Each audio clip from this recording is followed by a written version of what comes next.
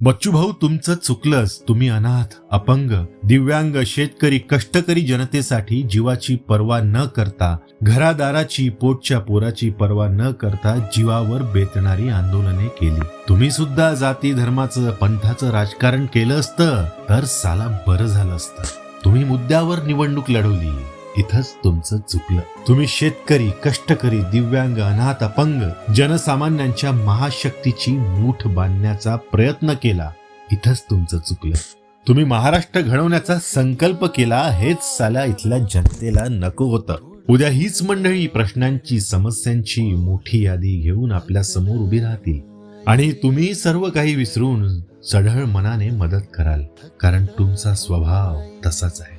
मुळात तुम्ही हरला नाही, हरली आमची वैचारिक पातळी आहे. इथला प्रत्येक शेतकरी, कष्टकरी, दिव्यांग, अनाथ, अपंग बांधव हरला आहे. बच्चू भाऊ, तुम्ही हरला नाही, संपूर्ण महाराष्ट्र हरला आहे.